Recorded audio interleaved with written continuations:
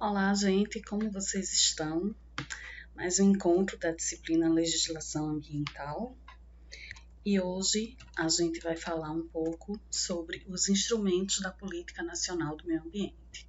Semana passada a gente introduziu o assunto, né? Falou sobre os objetivos, falamos sobre o Sistema Nacional de Meio Ambiente. E hoje a gente vai falar um pouquinho sobre os instrumentos. Alguns instrumentos. Tem dois instrumentos que a gente não vai falar hoje, porque vai ter uma aula específica para eles, que são instrumentos que são extremamente importantes para a gente, então a gente vai falar só sobre eles. E hoje a gente vai dar uma geral nesses instrumentos, tá certo? Então, a Política Nacional do Meio Ambiente, ela traz aí ao todo 13 instrumentos, né? No seu artigo 9º, ela determina aí quais são os instrumentos para viabilizar, para executar a Política Nacional do Meio Ambiente. Então, dentre esses instrumentos, a gente tem estabelecimento de padrões de qualidade, zoneamento ambiental, avaliação de impactos ambientais, licenciamento ambiental, incentivo à produção e instalação de equipamentos voltados para a melhoria da qualidade ambiental, criação de espaços territoriais especialmente protegidos, tá? Sistema Nacional de Informações sobre o Meio Ambiente, Cadastro Técnico Federal de Atividades e Instrumentos de Defesa Ambiental, penalidades disciplinares ou compensatórias, relatório de qualidade do meio ambiente. Esse é um dos instrumentos que a gente não vai falar sobre ele. Por quê? Então, já vou fazer uma pausa aqui, uma parte, falar um pouco sobre ele. Esse relatório de qualidade do meio ambiente, ele é de responsabilidade do IBAMA. Ele deveria ser divulgado anualmente, tá? Mas é um dos instrumentos que ainda não foi implementado desde 1981. Só foi divulgado até hoje um relatório de qualidade. Em 2011, houve uma tentativa, de se sistematizar esse relatório. Foram definidos os indicadores ambientais que entrariam nos relatórios de qualidade posteriores, porém esse relatório ele não tem sido publicado, E aí, com essa falha, esse instrumento que ainda não foi implementado, a gente também tem aqui prestação de informação relativas ao meio ambiente também está comprometido. Embora que o poder público ele produza muitas informações sobre o meio ambiente, porque é obrigação aí do poder público, em todas as esferas, tanto federal, quanto estadual, quanto municipal, tá? Mas aí não está garantido ainda porque existe esse outro instrumento que não está implementado, tá? Então não está completamente implementado. Aí temos ainda o Cadastro Técnico Federal de Atividades Potencialmente Poluidoras e instrumentos econômicos. Esse último instrumento aqui foi inserido recentemente assim, Não foi em 1981. Em 1981 só ia até o 12º instrumento. O 13º instrumento ele é mais recente, tá? E aí vamos falar um pouco sobre o primeiro instrumento, que é padrões de qualidade ambiental. Então, o CONAMA, o Conselho Nacional do Meio Ambiente, que é o órgão deliberativo e consultivo que integra o Sistema Nacional do Meio Ambiente, lembra lá da aula passada, tá? Ele é o responsável por estabelecer normas, critérios e padrões relativos ao controle e à manutenção da qualidade ambiental, tá? E o que danado é essa qualidade ambiental? Então, a qualidade ambiental, ela vai ser um juízo de valor atribuído às condições do meio ambiente em que os níveis de poluição não comprometam a saúde da população. Então, qualidade ambiental, ele está muito ligado à saúde, tá certo? Então, normalmente a gente mede essa qualidade ambiental em termos de saúde da população, porque o que é qualidade para o meio ambiente? Qualidade é uma coisa que é subjetiva, É um valor subjetivo. Então, para a questão da qualidade ambiental, a gente usa aí essa questão como referência, como baliza à saúde da população, certo? E aí, esses padrões de qualidade, tanto são padrões de qualidade dos componentes do meio ambiente, padrão de qualidade do ar, da água e do solo, como padrões para emissão de poluentes, tá? Então, são dois tipos de padrões distintos, mas ambos visam a saúde das pessoas. E aí alguns exemplos, né? A gente tem aí o PRONAR, que é o Programa Nacional de Qualidade do Ar, que foi definido aí na Resolução CONAMA, número 5 de 89. Esse programa, ele estabeleceu padrões de qualidade do ar, criou uma rede nacional de monitoramento e também fez o inventário das fontes e dos poluentes atmosféricos. O que é um inventário, né? É um levantamento, foi feito todo o detalhamento. Quais são as fontes? A indústria tal, o local tal, tá certo? Então, todos os elementos que contribuem de alguma forma lançando poluentes atmosféricos estão listados lá nesse inventário. Bem como quais são os poluentes que são lançados, né? Não basta dizer quem está lançando poluente, mas também qual é o poluente que está lançando, tá? Esse monitoramento da qualidade do ar, ele consiste na implementação de estações que coletam o ar, tá certo? Instaladas em diversos pontos das cidades, né? Não são todas as cidades que têm essas estações, principalmente localizadas em distritos industriais, locais com grande fluxo de veículos. Então, esses são os locais onde a gente encontra mais essas estações, tá? Então, é como se fosse um filtrozinho onde o ar passa. Quando o ar passa, aquele equipamento faz a análise e identifica quais são as substâncias que estão presentes naquele ar, tá certo? E aí, alguns exemplos, né? A gente tem aqui alguns poluentes: material particulado, que envolve fumaça, poeira, minérios, ozônio, dióxido de enxofre, monóxido de carbono, dióxido de nitrogênio. São alguns poluentes que, né, são monitorados, tá certo? E aí, a qualidade do ar, ela vai variar de boa a péssima, em função da quantidade desses poluentes que estão presentes, né, no ar. Então, se a gente tem até 50 microgramas por metro cúbico de ar de material particulado, essa qualidade é considerada boa. À medida que aumenta, chegou a 420 microgramas por metro cúbico. O ar já tem uma qualidade péssima, tá? E assim é feito para todos os poluentes que são monitorados, tá? Lembrando aqui, alguns são medidos em micrograma por metro cúbico. O monóxido de carbono, ele é medido em parte por milhão, tá certo? Então, até 4,5 partes por milhão de monóxido de carbono, a qualidade é boa. Acima de 30 partes por milhão, aí a qualidade já é considerada péssima. Lógico que a gente tem que considerar que no ar não vai ter somente material particulado, né? Não tem somente monóxido de carbono. Vai ter uma presença aí de vários compostos diferentes. Então, todos esses compostos, esses quantitativos, né? Aí eles vão compor aí um indicador de qualidade do ar, tá certo? Outro exemplo são os níveis de ruído. Lembrando que níveis de ruído, aí a gente já tem aí o limite considerado como aceitável para áreas habitadas, visando o conforto acústico de acordo com a norma brasileira 10.152, tá? De 87. Então, a gente tem aí para localidades, né? Hospitais, escolas, hotéis, residências, auditórios, restaurantes. Quantos decibéis, né, são aceitáveis, né? Até quantos decibéis é um nível de ruído aceitável para estabelecer um padrão de qualidade do ambiente, né, em termos de conforto acústico. Então, a gente tem aqui, ó, numa escola, por exemplo, dentro de uma sala de aula, ele é entre 40 a 50 decibéis.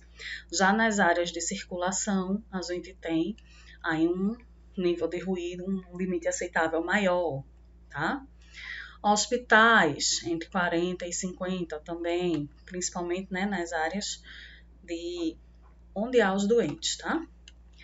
Residências, se for nos dormitórios, de de 35 a 45 decibéis. Então, também são estabelecidas essas normas de conforto ambiental, ok? Outro exemplo que está bem ligado aí a gente, né, a área de saneamento, é a Resolução CONAMA 357 de 2005. Tá? Essa resolução, lógico, a gente não vai falar sobre a resolução aqui, ela é material da disciplina de saneamento, de poluição e impactos, tá? Mas só para a gente entender, ela tanto traz o padrão de qualidade da água, como ela traz para a emissão de poluentes, tá? Só lembrando aqui, ó, ela tanto traz esse daqui, um padrão de qualidade do componente, que no caso é a água, como também traz um padrão para a emissão de poluentes. Tá? Então, ó, aqui a gente tem a classificação em águas doces, salobras e salinas, né, de classe 1, 2, 3, 4 e especial, tá certo?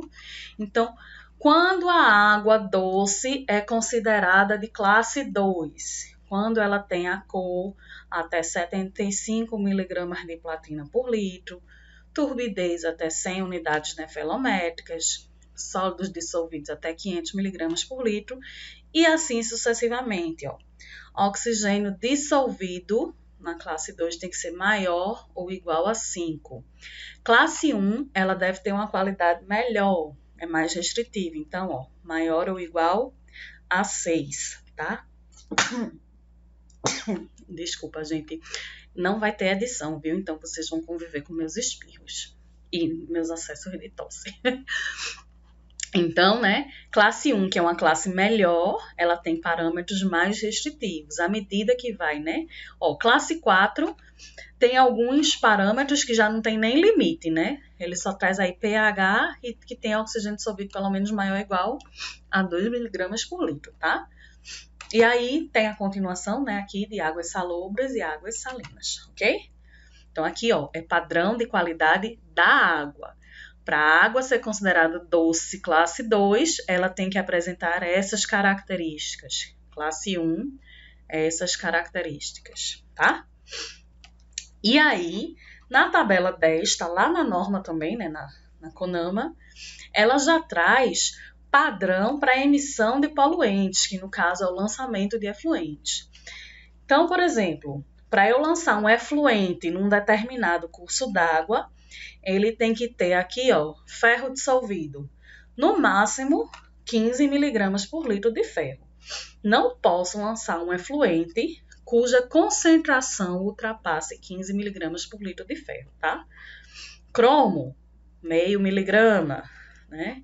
Aqui só tá metais pesados, né? Cianeto, 0,2 mg por litro de cianeto no máximo, tá certo? É o valor máximo que o efluente pode ter de concentração para ser lançado num curso d'água, né? O ideal é que não tenha nada disso, né?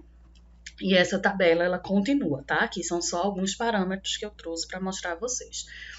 A tabela, ela fala basicamente parâmetros inorgânicos. Em relação a DBO, por exemplo, ela traz eficiência de tratamento, né? Você tem que reduzir a carga orgânica do efluente tantos por cento para poder lançar. Ele não diz o máximo que pode ser lançado no curso d'água, tá bom? Mas aí, uma mesma norma trazendo tanto o padrão de qualidade da água, quanto o padrão para emissão de poluentes. Um outro instrumento é um zoneamento ambiental, tá? Então, o zoneamento, ele é um instrumento de planejamento cujo objetivo é regular a ocupação do solo e a exploração dos recursos naturais através da análise da viabilidade ambiental das atividades econômicas. Que danada é isso? Então, primeira coisa, quando a gente fala em zoneamento, a gente vai pensar em zonear, dividir em zonas, em áreas, tá? Então, tem uma figurinha aqui, né? Zoneamento ambiental na Amazônia. Então, onde vocês virem aqui esse verdinho mais vivo, são áreas com manejo sustentável. Esse amarelinho mais claro são áreas produtivas, né? Já esse amarelo aqui mais mostarda, mais escuro, são áreas frágeis. E o restante, esse azulzinho ou acinzentadozinho verde, são áreas protegidas, tá? Então, isso é um tipo de zoneamento, tá certo? E aí a gente tem, hoje se fala muito em zoneamento ambiental e produtivo, ou zoneamento econômico ecológico. Por quê, né? Ele visa, aqui, exploração dos recursos naturais, análise de viabilidade ambiental das atividades econômicas. Então, por isso que ele é zoneamento econômico ecológico. Então, como é que esse zoneamento ele surge? O Estado, né, a instituição, Estado, ela admite que a ocupação desordenada do território é a responsável pelos prejuízos de ordem socioambiental. Então, se houve uma ocupação desordenada, é preciso se estabelecer agora, nesse momento, uma ordem. Então, zoneamento, ele nada mais é do que um ordenamento territorial. Então, ele é um instrumento de ordenamento do território, ok? Qual é a finalidade do zoneamento? Controle espacial das atividades, ordenamento territorial e uso sustentável dos recursos naturais. Então, essas são as principais finalidades aí do zoneamento econômico ecológico. E aí a gente tem algumas características, né?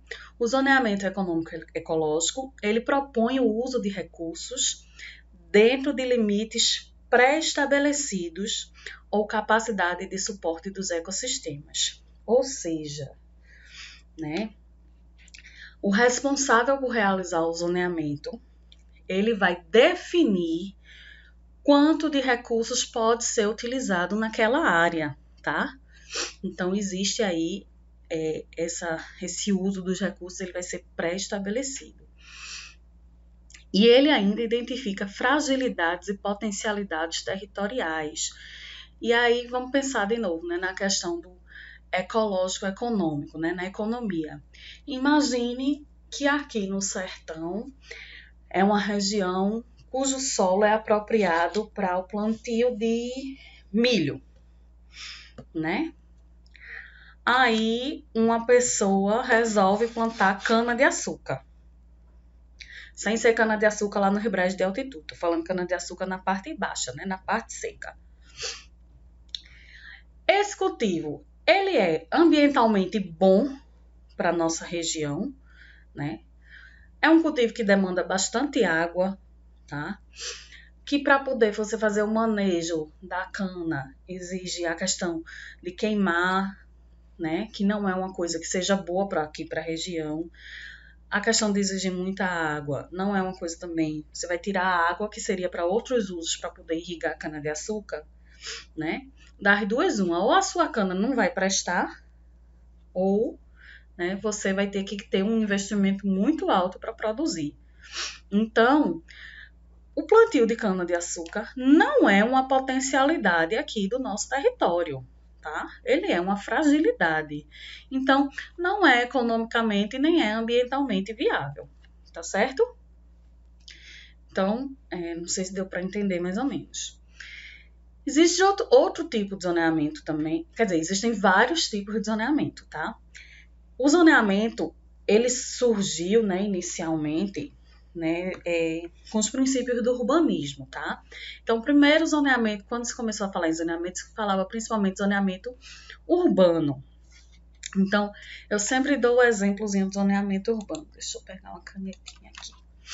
Então, imagine aí que você tem uma cidade, que eu vou desenhar a nossa cidade quadrada, né? Quem já pagou essa disciplina comigo sabe que eu sempre faço esse desenho. Eu posso estabelecer zonas aqui dentro da cidade. Então, eu posso estabelecer aqui uma zona residencial. Ixi, não sei escrever não, gente. Uma zona comercial e uma zona industrial, por exemplo. O que é que isso quer dizer, né? Na zona residencial, ela pode ser prioritariamente residencial, tá? Então, basicamente, vão existir residências. Numa zona comercial, ela é prioritariamente comércio e industrial, prioritariamente indústria. Em alguns lugares, pode ser uma zona exclusivamente industrial, ou seja, não pode ter casa nenhuma, tá? Então, nem pode ter comércio. Então, o zoneamento vai depender das necessidades. Por que que isso é importante? Por exemplo, essa questão do zoneamento urbano. Vamos pensar em termos de saneamento. A produção de resíduos sólidos de uma área residencial, ela é igual à de uma área comercial? Não, né? Tanto o tipo do resíduo quanto a quantidade do resíduo são diferentes, tá certo? Isso também vai interferir, por exemplo, na coleta, tá? Imagine aí a coleta de lixo nas áreas residenciais, né, nos bairros. Ela passa 8 horas da manhã, 10 horas da manhã, 2 horas da tarde, qualquer horário, qualquer dia da semana, né? Digamos assim. Mas pensa aqui em Afogados. Imagina, lá na Manuel Borba, que é uma área prioritariamente comercial, o caminhão da coleta de lixo passando às 10 horas da manhã do sábado. Vocês acham que dá certo? Né? Então, veja, em áreas comerciais, a coleta ela é realizada prioritariamente à noite, pela madrugada, de manhã bem cedinho, antes do início ou após o encerramento das atividades, né? Para não atrapalhar, não comprometer o fluxo daquelas zonas comerciais, tá? Então, isso é um exemplo da importância do zoneamento urbano. Outra coisa, uma área que seja exclusivamente industrial, a indústria ela tem um tipo de efluente característico da indústria, que muitas vezes tem produtos químicos. Ela tem emissão de poluentes atmosféricos. Imagine você morar lá no meio do distrito industrial do Curado, com aquele monte de fábrica de metalúrgica, lançando aquela poluição no ar e você lá dentro, lá no meio, confinado, respirando aquilo ali. Né? Então, por isso que existe, né, as zonas que são estritamente industriais e algumas tipologias de indústria só podem ser instaladas nesse local. Imagina aqui em Afogados chegar uma indústria e se instalar aqui no meio da cidade, né, no meio das casas. Então, não é permitido isso na maioria das cidades, né? Pelo menos as cidades que têm zoneamento urbano não é permitido, tá? Então, lembra que zoneamento, ele tá aí focado, né, principalmente na questão de fragilidades e potencialidades, tá? E o zoneamento, ele foi instituído aí pelo decreto 4.297 de 2002, bem depois, né, da Política Nacional do Meio Ambiente. Então, esse instrumento de organização do território, ele deve ser obrigatório, né, na implantação de planos, obras e atividades públicas e privadas. E ele deve incluir, né, medidas e padrões de proteção ambiental com vistas a assegurar a qualidade ambiental. Lembrando que a qualidade ambiental envolve todos os componentes, né, do ambiente. Água, solo, né, questão da biodiversidade, o ar, tá certo? E aí deve também garantir o desenvolvimento sustentável e a melhoria das condições de vida da população. Então, o decreto 2002 ele traz aí ferramentas para a gente viabilizar o zoneamento ecológico econômico. Um outro instrumento é o incentivo à produção e instalação de equipamentos, né, de tecnologias limpas. Por quê, né? O uso de tecnologias limpas, né, elas visam o quê? Uma produção mais limpa, prevenção da poluição, tá? Isso quer dizer o quê? Se você tem uma indústria que lança um poluente na atmosfera que é extremamente perigoso para a saúde, vai se haver o incentivo que você use equipamentos, filtros modernos, tecnológicos, para que haja o tratamento dessa emissão atmosférica que você gera, para que quando ela for para o ar, ela não vá com esses materiais contaminantes, tá? Então, existe aí, né, diversos diversas ferramentas para se incentivar essa produção e instalação de equipamentos, como os MDL, Mecanismos de Desenvolvimento Limpo, tá? Um exemplo é o PROCONV, que é o Programa de Controle da Poluição do Ar por Veículos Atmosféricos. Então, o PROCONV ele é voltado... não é veículos atmosféricos não, tá? É controle da poluição do ar por veículos, tá certo? Não existe veículo atmosférico. Então, ele é voltado aí basicamente para os veículos, né? Carros, caminhões. Então, existe uma resolução do CONAMA que trata aí do PROCONV e de como deve ser feito.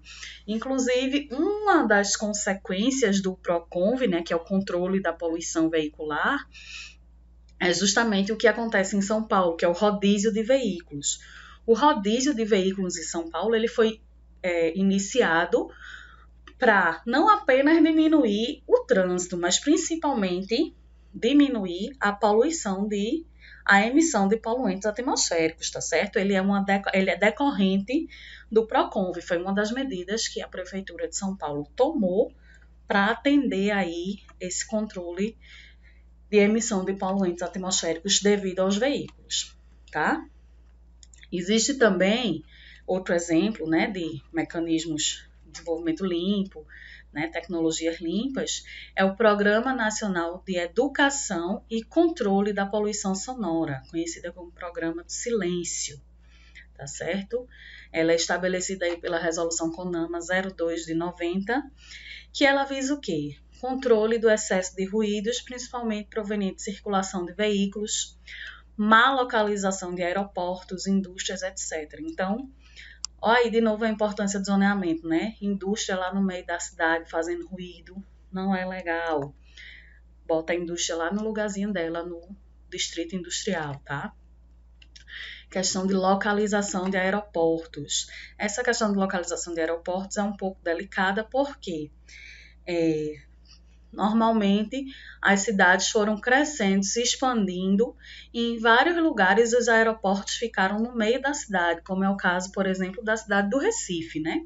O aeroporto internacional de Recife, ele está bem no coração da cidade, ali entre Boa Viagem e Setúbal, no meio das casas, né? Então existe uma geração de ruído muito grande.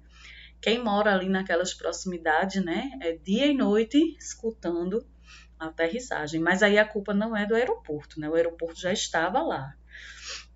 A cidade é que se expandiu naquele sentido.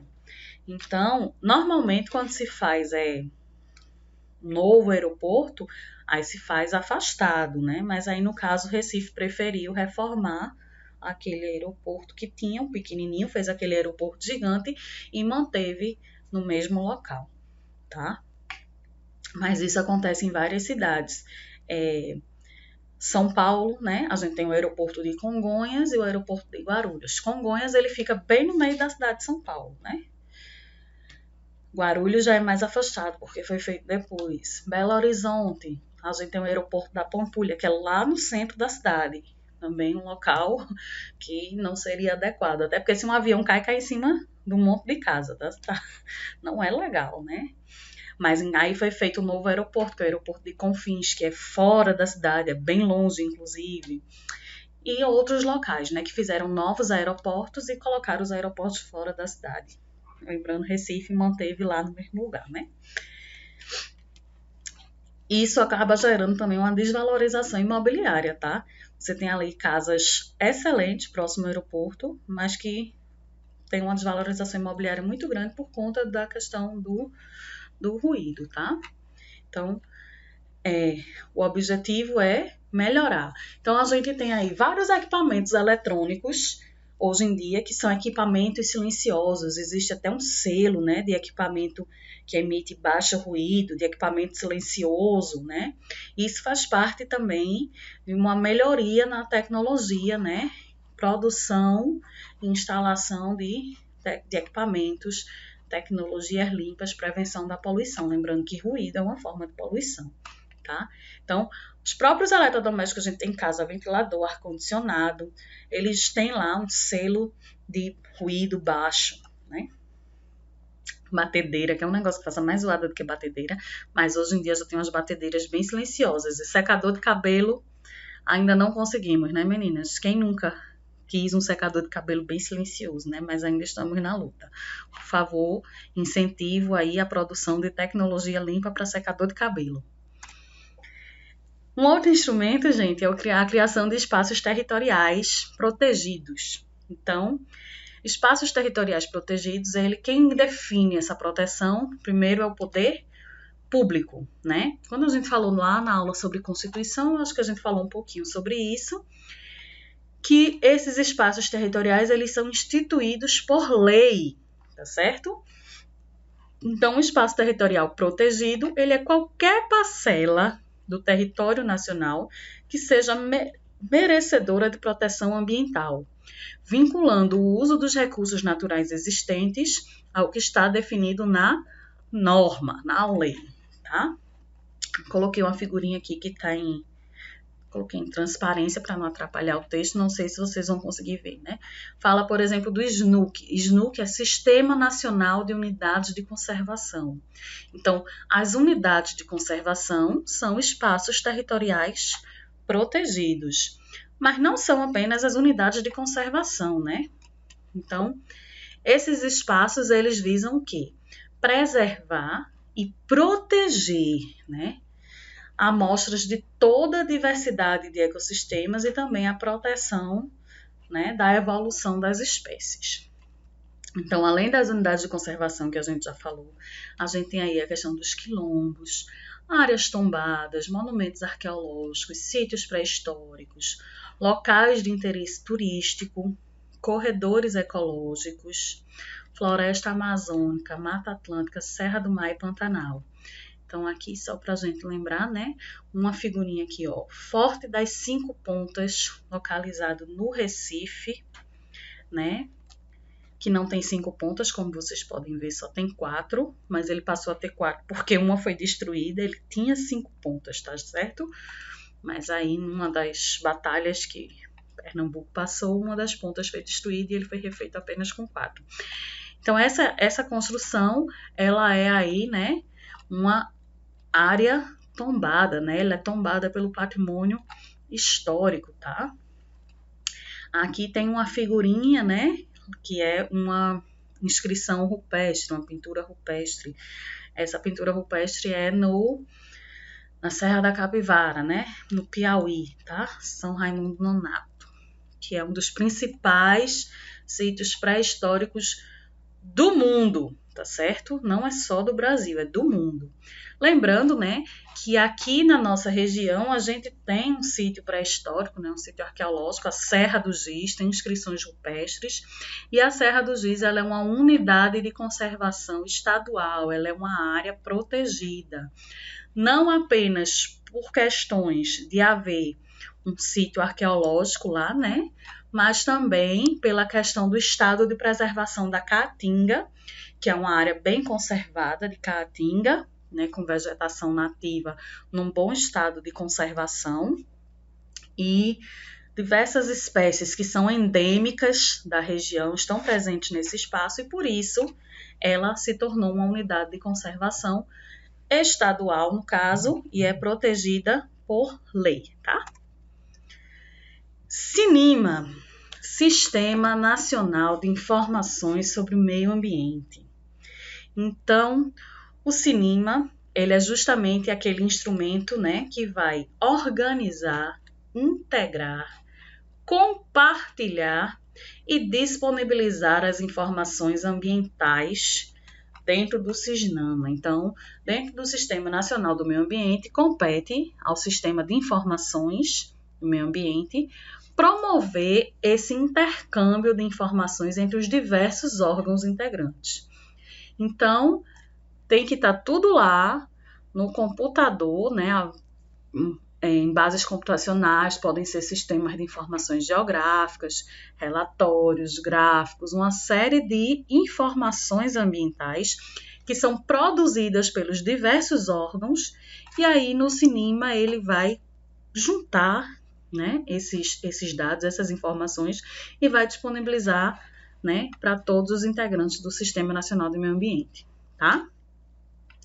Também o CINIMA, ele vai aí trazer a questão da elaboração de indicadores ambientais. Esses indicadores servem para a gente mensurar a qualidade ambiental, tá certo? Então, aí são os principais, né, os indicadores, né? Os indicadores, eles estão relacionados à atmosfera e mudança do clima, biodiversidade, governança, produção e consumo sustentáveis, qualidade ambiental, recursos hídricos e terra e solos. Então, os indicadores estão distribuídos aqui dentro, né? Aqui são os indicadores gerais e aqui dentro tem os índices, né? Outros indicadores aqui dentro, tá? Cadastro Técnico Federal de Atividades e Instrumentos de Defesa Ambiental. Então, a gente vai ter 2 cadastros técnicos federal, tá? A gente tem o AIDA e o APP. AIDA é Atividades e Instrumentos de Defesa Ambiental. O que é o AIDA? Tá? Ele é o cadastro de pessoa, que pode ser física ou jurídica, que trabalha com consultoria técnica, né, na área ambiental. Então, eu sou formada em tecnologia em gestão ambiental, então eu resolvo prestar serviços de consultoria ambiental, né, elaborar planos ambientais, sistema de gestão ambiental. Então, para eu prestar esse serviço, eu obrigatoriamente tenho que me cadastrar lá junto ao IBAMA, no Cadastro Técnico Federal de Atividades, tá? Então, esse instrumento, ele visa aí justamente listar todas as pessoas, sejam elas físicas ou jurídicas, que trabalham nessa área, tá certo?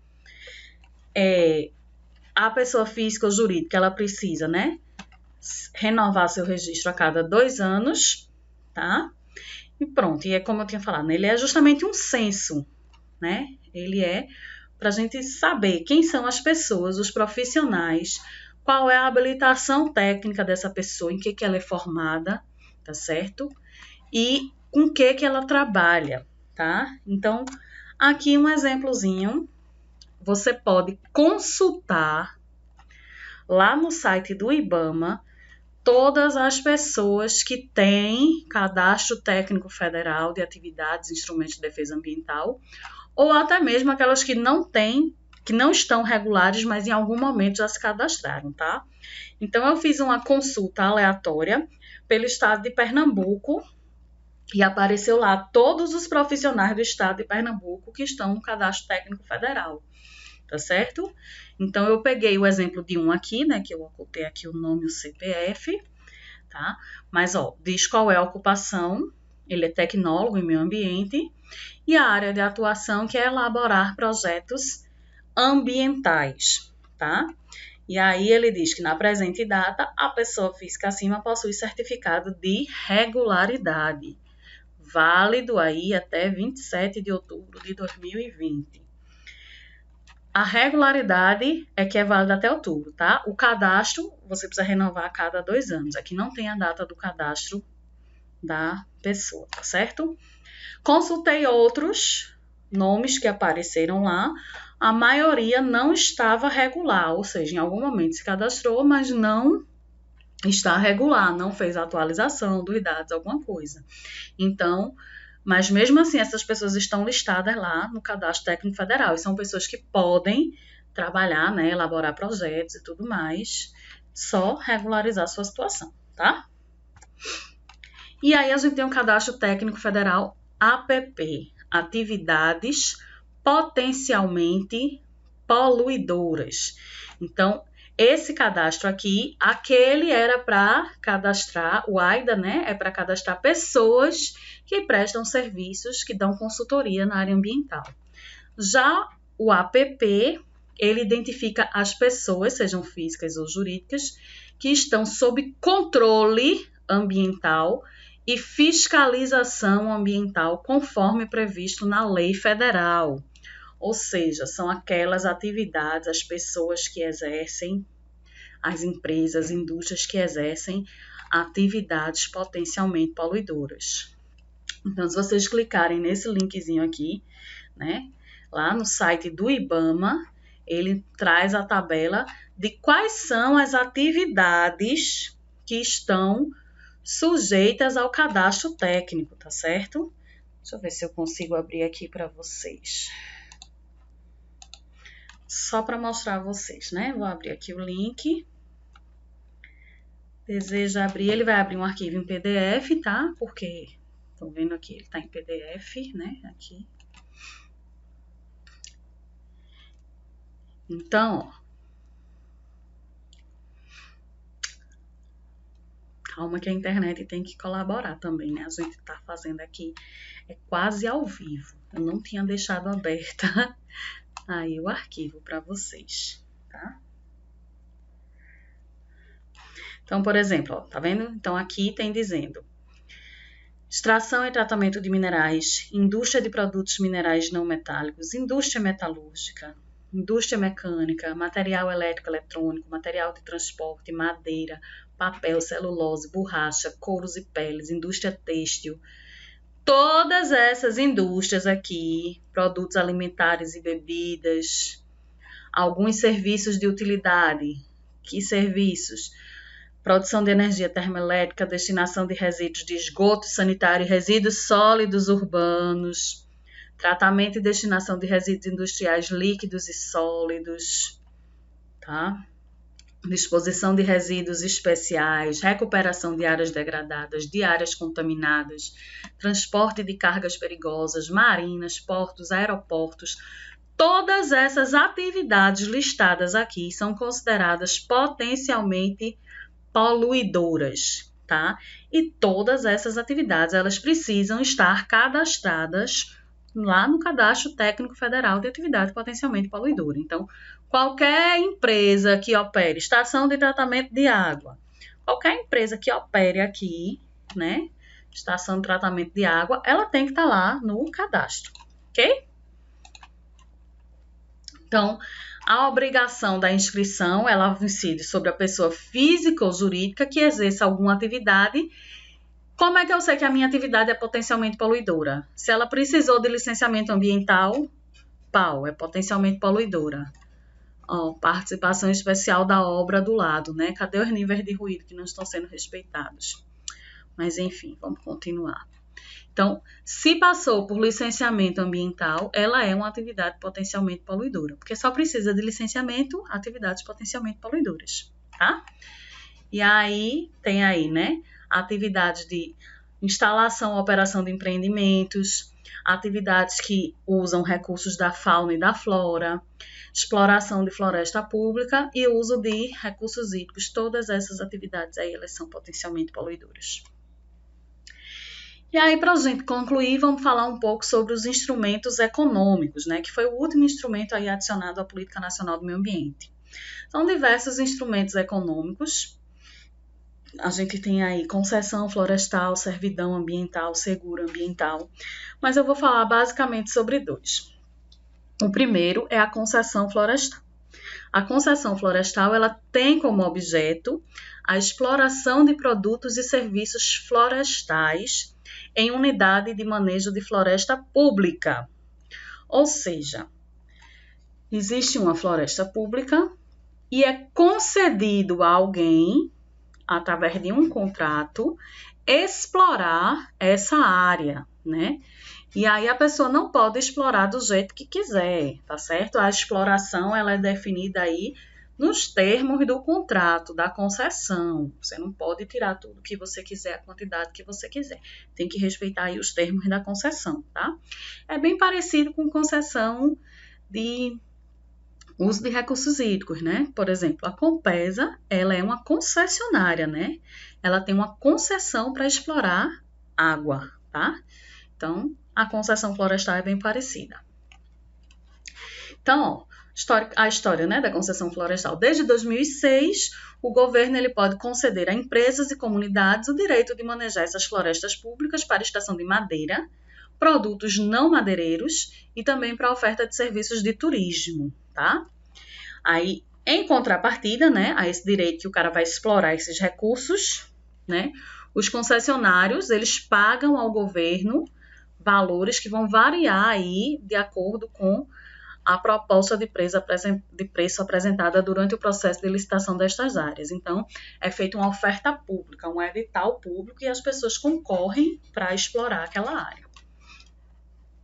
E aí, o que é interessante a gente saber? Que essa política de concessão, ela permite que os governos gerenciem seu patrimônio florestal de forma a combater a grilagem de terras, evitar a exploração predatória dos recursos, evitando assim a conversão do uso do solo para outros fins, como pecuária e agricultura, promovendo uma economia em base sustentável e de longo prazo.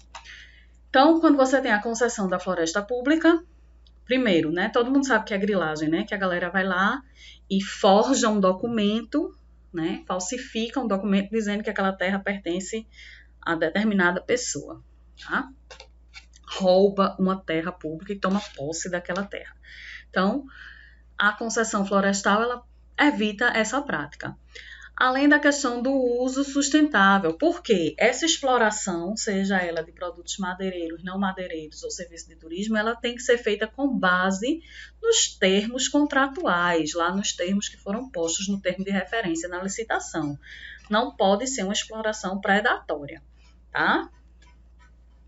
E aí a gente tem um outro instrumento que é chamado de servidão ambiental, né? Que ele consiste em quê? Renúncia voluntária do proprietário rural ao direito de uso, exploração ou supressão dos recursos naturais existentes em sua propriedade. Então, você tem uma terra e você vai renunciar ao uso daquela terra. Você vai colocar aquela terra em servidão ambiental. É interessante a gente dizer que a servidão ambiental, né, vou colocar, não precisa ser toda a terra, você pode colocar apenas uma parte, tá certo? Não precisa ser toda. Você tem 100 hectares, vou deixar só 50 hectares em regime de servidão ambiental, tá? E, né, não é o governo que diz, olha, você tem que colocar esta terra em servidão ambiental. Eu escolho, né? Eu quero, é uma coisa voluntária. Ela pode ser permanente ou pode ser temporária, né? Existe aí um prazo de 15 anos para renovação, pode ser renovada a cada 15 anos, tá? E a servidão ambiental, né, tá lá no artigo 9, foi aí delimitada, definida aí pela Lei 11.284 de 2006. Mas por que algum, né, proprietário colocaria a servidão ambiental, a sua terra em servidão ambiental? Então, colocaria por quê? A servidão ambiental, ela traz diversos benefícios tributários, tá? Então, isenção de imposto de renda, isenção de imposto territorial rural, benefícios de crédito, tá? Então, são vários benefícios econômicos de você ter uma terra em servidão ambiental, tá? Então, se você não pode pagar o imposto territorial, o ITR da tua terra, tu pode colocar em servidão ambiental se você não está usando, porque aí você vai garantir aí a isenção e ainda outros benefícios econômicos, tá? Essa servidão, ela precisa, não, coloquei em servidão, ela tem que ser averbada em cartório, tudo mais, tudo direitinho, tá certo? Então, esses foram os instrumentos que a gente viu hoje, né? Aí ficou aí de fora os instrumentos que não estão implementados e temos 2 instrumentos extremamente importantes, que é o licenciamento ambiental e o estudo de impactos ambientais, a avaliação de impactos ambientais, que esses instrumentos a gente vai ver numa aula própria, tá? E aí eu já quero combinar com vocês que a nossa próxima aula, não a de sábado, a de terça-feira, né, para a gente fazer um momento síncrono, para poder tirar dúvidas que estão aí das aulas anteriores, tá? Então, a gente fica combinado para a próxima terça-feira, dia 8 de setembro, um momento síncrono, né? Às 18h30, nosso horário começa às 18 horas, vamos dar uma tolerânciazinha aí até às 18h30. Às 18h30 a gente se encontra lá no Classroom, no Google Meet. Vou deixar o link postado tanto na aula de hoje, como vou abrir uma nova atividade com um link, tá? Para terça-feira. Sábado ainda vai ser aula gravada, porque eu sei que sábado muita gente tem dificuldade de participar do momento síncrono, né? Tem gente que tem trabalho, tem gente que tem que ir para a feira, cuidar da casa, né? Então, vamos deixar para terça-feira à noite, que seria o nosso horário regular de aula. Combinado, então, gente? Então, anotem as dúvidas que vocês tiverem aí ao longo dos últimos, né, das últimas aulas que a gente postou. No dia eu vou trazer os exercícios, porque se alguém ficou com dúvida nos exercícios também a gente tira as dúvidas de conteúdo, tá beleza? E por hoje a gente fica por aqui e sábado temos mais uma aulinha falando aí sobre mais um dos instrumentos da Política Nacional do Meio Ambiente e terça nossa aula síncrona, tá bom? Então, vamos tentar sair daqui agora, né? Um cheiro para todos e fiquem com Deus.